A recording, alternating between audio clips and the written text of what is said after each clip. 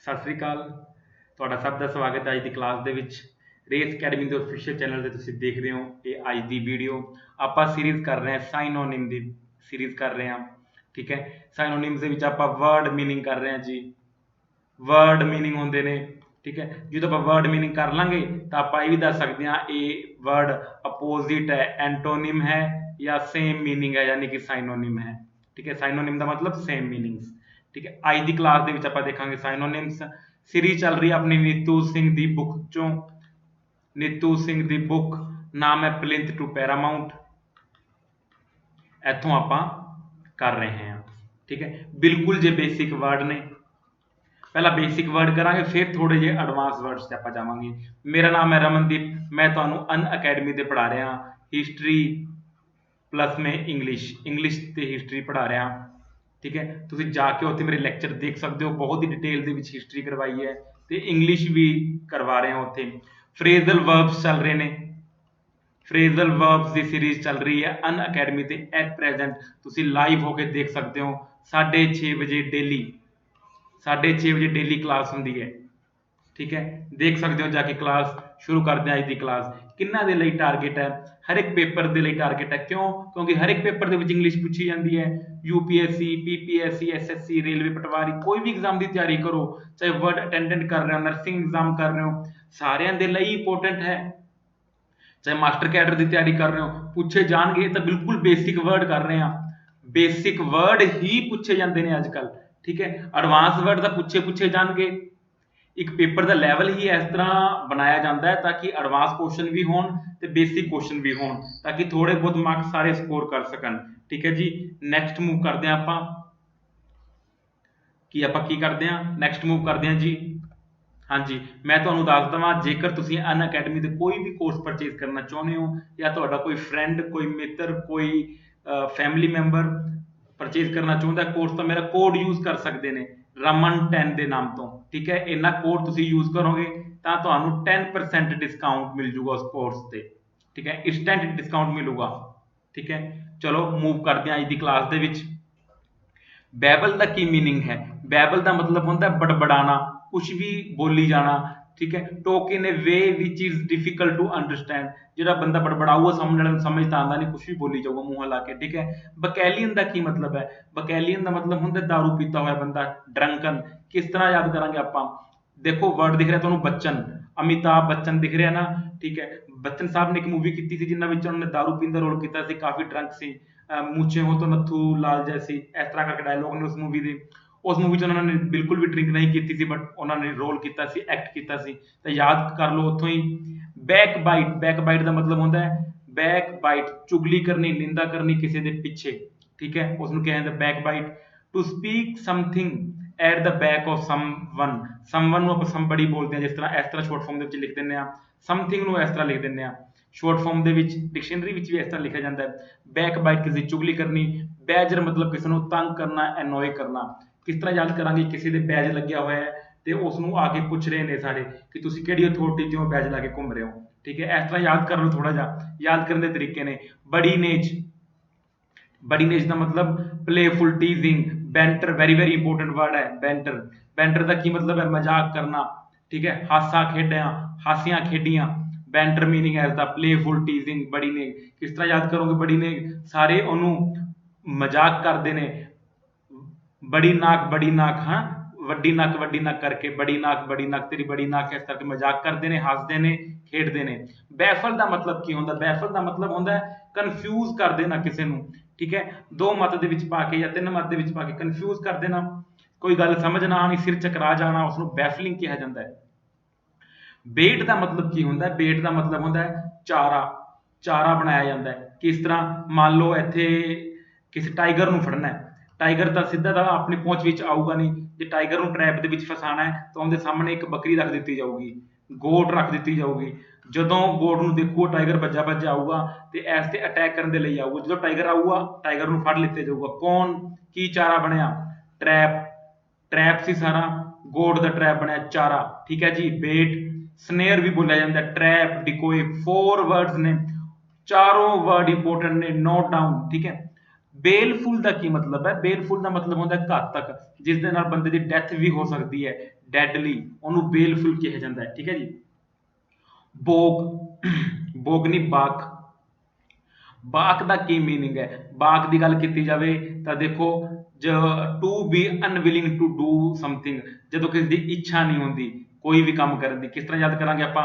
ਚੌਕ ਤੋਂ ਯਾਦ ਕਰਾਂਗੇ, ਚਾਕ ਤੇ ਬਾਕ, ਸੋਰੀ, ਠੀਕ ਹੈ। ਚਾਕ, ਦੇਖੋ ਚਾਕ ਨਾਲ ਅੱਜ ਕੱਲ੍ਹ ਲਿਖਣਾ ਕੋਈ ਵੀ ਪਸੰਦ ਨਹੀਂ ਕਰਦਾ, ਕਿਸੇ ਦੀ ਵੀ ਇੱਛਾ ਨਹੀਂ ਹੁੰਦੀ ਚਾਕ ਦਾ ਯੂਜ਼ ਕੀਤਾ ਜਾਵੇ। ਠੀਕ ਹੈ, ਅਨਵਿਲਿੰਗ ਨੇ ਚਾਕ ਦੇ ਯੂਜ਼ ਤੋਂ, ਅਨਵਿਲਿੰਗ ਹੋ ਰਿਹਾ, ਬਾਕ ਚਾਕ ਅਨਵਿਲਿੰਗ। ਠੀਕ ਹੈ, ਇਸ ਤਰ੍ਹਾਂ ਯਾਦ ਕਰ ਲਓ। ਯਾਦ ਕਰਨ ਦਾ ਤਰੀਕਾ ਹੈ ਕਿਸ ਤਰ੍ਹਾਂ ਮਰਜ਼ੀ ਯਾਦ ਕਰ ਲਓ, ਕੋਈ ਇਸ ਨੂੰ ਬਾਲਕ ਦੇ ਤੌਰ ਤੇ ਯਾਦ ਕਰਦਾ, ਬਾਲਕ ਹੈ, ਕਿਵੇਂ ਵੀ ਯਾਦ ਕਰੋ, ਬਸ ਯਾਦ ਹੋਣਾ ਚਾਹੀਦਾ, ਪੇਪਰ ਕਲੀਅਰ ਹੋਣਾ ਚਾਹੀਦਾ ਹੈ। ਠੀਕ ਹੈ। ਬਾਮੀ ਦਾ ਕੀ ਮਤਲਬ ਹੈ? ਬਾਮੀ, ਜਦੋਂ ਵੀ ਆਪਾਂ ਬਾਮ ਲਾਣੇ ਆ ਆਪਣੀ ਬੋਡੀ ਤੇ ਤਾਂ ਇੱਕ ਹੀਟਿੰਗ ਇਫੈਕਟ ਨਿਕਲਦਾ, ਉਹ ਵਾਰਮ ਇਫੈਕਟ ਨੂੰ ਕੀ ਕਹਿੰਦੇ ਨੇ? ਬਾਮੀ, ਬਾਮੀ। ਠੀਕ ਹੈ ਜੀ, ਪਲੀਜ਼ੈਂਟ ਵਾਰਮ। ਬੇਨ ਦਾ ਕੀ ਮਤਲਬ ਹੈ? ਬੇਨ ਦਾ ਮਤਲਬ ਹੁੰਦਾ ਸ਼ਰਾਪ ਦੇਣਾ। ਹਿੰਦੀ ਦੇ ਵਿੱਚ ਲਿਖਿਆ ਸ਼ਰਾਪ ਇਸ ਤਰ੍ਹਾਂ ਲਿਖਿਆ ਜਾਂਦਾ ਹੈ, ਸ਼ਰਾਪ, ਕਰਸ ਦੇ ਦੇਣਾ। ਠੀਕ ਹੈ। ਬੈਂਟਰ ਦਾ ਕੀ ਮਤਲਬ ਹੁੰਦਾ ਹੈ? ਬੈਂਟਰ ਮੈਂ ਤੁਹਾਨੂੰ ਦੱਸ ਚੁੱਕਿਆ, ਹਾਸੀਆਂ ਖੇਡੀਆਂ ਕਰਨੀਆਂ, ਕਨਵਰਸੇਸ਼ਨ ਕਰਨੀ ਜਿਸ ਦੇ ਵਿੱਚ ਮਜ਼ਾਕ ਕੀਤਾ ਜਾਵੇ, conversation which is funny and note serious. ਠੀਕ ਹੈ ਜੀ। ਹਾਂਜੀ, ਬੇਨ ਤੋਂ ਇੱਕ ਵਰਡ ਹੋਰ, ਇੱਕ ਮਿਲਦਾ ਜੁਲਦਾ ਵਰਡ ਹੈ ਸੇਨ। ਸੇਨ ਦਾ ਮਤਲਬ ਹੁੰਦਾ ਹੈ ਸਿਆਣਾ।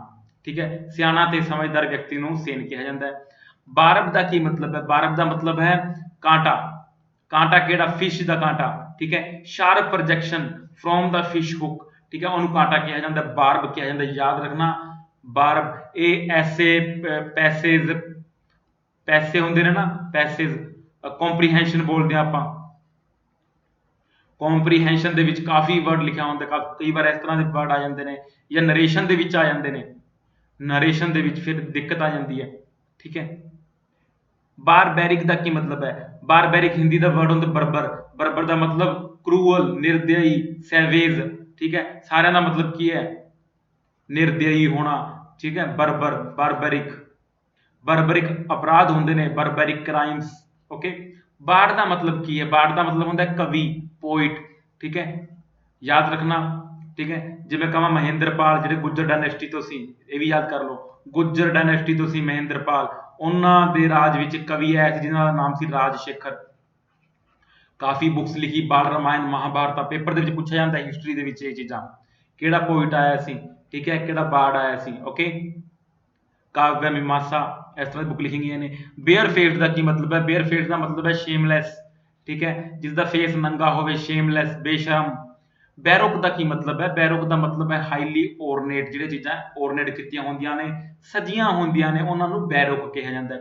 ਕਿਸੇ ਤਰ੍ਹਾਂ ਵੀ ਬਣਾ ਲਓ, ਆਪੇ ਬਣਾ ਲਓ। ਠੀਕ ਹੈ, ਬੇਰੋਕ ਤੋਂ ਬਣਾ ਲਓ, ਇਸ ਤਰ੍ਹਾਂ ਹਿੰਦੀ ਦਾ ਵਰਡ ਲਿਖ ਦਿੰਦਾ ਬੇਰੋਕ, ਇਸ ਤਰ੍ਹਾਂ ਕੁਝ ਬਣਾ ਲਓ, ਆਪਦੇ ਆਪੇ ਡਿਵੈਲਪ ਕਰੋ ਇਹ ਚੀਜ਼ਾਂ, ਫਿਰ ਸਾਰੀ ਚੀਜ਼ਾਂ ਯਾਦ ਹੋਣ ਲੱਗ ਜਾਣਗੀਆਂ।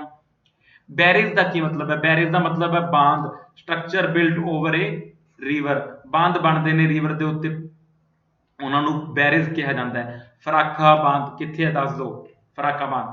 ਠੀਕ ਹੈ, ਅੱਗੇ ਜਾਂਦੇ ਆ ਬੀ ਲਾਈਨ। ਬੀ ਲਾਈਨ ਦਾ ਮਤਲਬ ਹੁੰਦਾ ਹੈ ਸਿੱਧੀ ਲਾਈਨ ਦੇ ਵਿੱਚ, ਸਟ੍ਰੇਟ ਲਾਈਨ। ਬੀ ਮਤਲਬ ਮੱਖੀਆਂ ਸਟ੍ਰੇਟ ਲਾਈਨ ਦੇ ਵਿੱਚ ਜਾ ਰਹੀਆਂ ਨੇ, ਇਸ ਤਰ੍ਹਾਂ ਯਾਦ ਕਰ ਲਓ, ਇੱਕੋ ਲਾਈਨ ਦੇ ਵਿੱਚ ਜਾ ਰਹੀਆਂ ਨੇ, ਸਟ੍ਰੇਟ ਲਾਈਨ। ਨੱਕ ਦੀ ਸਿੱਧੀ ਡਾਇਰੈਕਸ਼ਨ ਦੇ ਵਿੱਚ ਜਾਓ। ਕਿਸੇ ਨੂੰ ਆਪਾਂ ਕੋਈ ਆਪਣੇ ਤੋਂ ਐਡਰੈਸ ਪੁੱਛੇ ਕਿੱਥੇ ਜਾਓ, ਤਾਂ ਆਪਾਂ ਕਹਿੰਦੇ ਸਿੱਧੇ ਜਾਓ, ਸਿੱਧੇ ਹੱਥ ਨੂੰ ਜਾਓ। ਇੰਗਲਿਸ਼ ਦੇ ਵਿੱਚ ਕਹੀਏ ਤਾਂ ਬੀ ਲਾਈਨ, ਯਾਨੀ ਕਿ ਨੱਕ ਦੀ ਬਿਲਕੁਲ ਸਿੱਧੇ ਵਿੱਚ ਜਾਓ। ਠੀਕ ਹੈ, ਕੁਇਕ ਰੂਟ ਹੁੰਦਾ ਹੈ ਕਿਸੇ ਨੂੰ ਦੱਸਣ ਦਾ। ਬੀਗੈਟ ਦਾ ਕੀ ਮਤਲਬ ਹੁੰਦਾ? ਵੈਰੀ ਵੈਰੀ ਇੰਪੋਰਟੈਂਟ ਵਰਡ ਹੈ, ਨਿਊਜ਼ਪੇਪਰ ਦੇ ਵੈਸੇ ਵੀ ਐਗਜ਼ਾਮੀਨੇਸ਼ਨ ਪੇਪਰ ਦੇ ਵਿੱਚ ਪੁੱਛਿਆ ਜਾਂਦਾ ਹੈ। ਬੀਗੈਟ ਦਾ ਮਤਲਬ ਹੁੰਦਾ ਕੁਛ ਅੱਗੇ ਪ੍ਰੋਡਿਊਸ ਕਰਨਾ। ਠੀਕ ਹੈ, ਬੱਚੇ ਪ੍ਰੋਡਿਊਸ ਹੋ ਜਾਣ ਜਾਂ ਕੋਈ ਰਿਜ਼ਲਟ ਪ੍ਰੋਡਿਊਸ ਹੋ ਜਾਵੇ।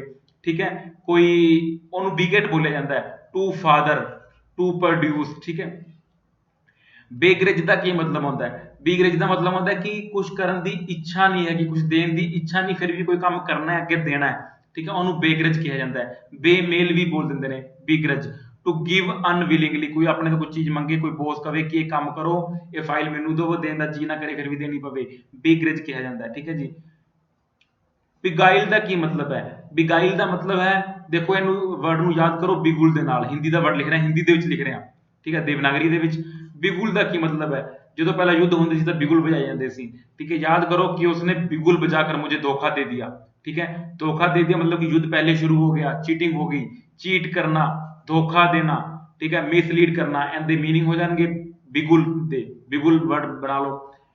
ਬੇਈਮੌਤ ਦਾ ਕੀ ਮਤਲਬ ਹੈ?